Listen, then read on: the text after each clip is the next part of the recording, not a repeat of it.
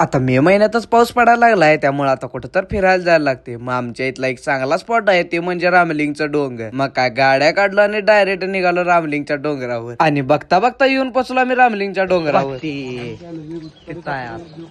रामलिंगवर आल्या सत्यराजांचं दर्शन झालं. मग त्यांचं दर्शन घेऊन डायरेक्ट निघालो आम्ही आत. आत गेला की पहिला पाय धुवून घ्या आणि तिथनं डायरेक्ट तुम्ही पुढे बघितला तर तुम्हाला एक कुंड दिसेल. या कुंडात तुम्हाला मासा आणि कासव दोन्ही बघायला मिळतील. यामध्ये 12 महिने पाणी असते. याच कुंडाच्या कडेनं इथं 12 ज्योतिर्लिंग पण आहेत. त्यांचं दर्शन घेऊन तुम्ही डायरेक्ट जाताय आत मंदिरात. आणि हे महाराष्ट्रातलं पहिलंच मंदिर असेल की जिथं 2-2 नंदी आहेत. आता इथनं तुम्हाला आत जायला लागते जरा वाकून गुफेमध्ये. आता असं म्हणतात की प्रभू श्रीराम ज्यावेळेला 14 वर्ष वनवासाला निघालेले त्यावेळेला त्यांनी इथं एक दिवस वस्ती केली होती. आणि त्यांनीच ही इथं महादेवाची पिंड सुद्धा स्थापित केलेली आहे. पण या महादेवाच्या पिंडीवर त्यावेळेस अभिषेक करायला जल नव्हतं, त्यामुळे त्यांनी इथं बाण मारून गंगा, जमुना, सरस्वती या तिन्ही नद्यांचं पाणी इथे पडतं असं इथे म्हणतात. पहिला या मंदिरात पाण्यात नाही यायला लागत होतं, पण आता तिथं ब्रिज बांधल्यामुळे त्या ब्रिज वरनं तुम्ही निवांत चालत येऊ शकता. आणि इथं तुम्हाला प्राचीन काली मूर्ती सुद्धा बघायला मिळतील. मला आवडते ती म्हणजे ही पेंटिंग. मग तिथनं असं तुम्हाला प्रदक्षिणा घालायला असं डोंगरावर सुद्धा पायऱ्या केलेल्या आहेत बघा. आणि रामलिंगवरच्या निसर्ग सौंदर्याबद्दल तर लय काय बोलायलाच नको, कारण की तुम्ही सगळ्यांनी तर बघितलेलंच आहे रामलिंग आपलं कसलं भारी आहे. आता तिथं वर गेले म्हटल्यावर फोटो तर काढायला लागतात. मग ही बघा फोटो साठी कसं जुगाड लावाल्या. मग तिथं मस्तपैकी असं फोटो क्लिक केलं आणि तिथनं परत हत्तीराजाचं दर्शन घेतलं आणि तिथनं आम्ही निघालो पुढच्या प्रवासाला. आता याचा पार्ट सेकंड बघायला तुमच्या भावाच्या पेजला फॉलो तेवढं नक्की करायला लागते.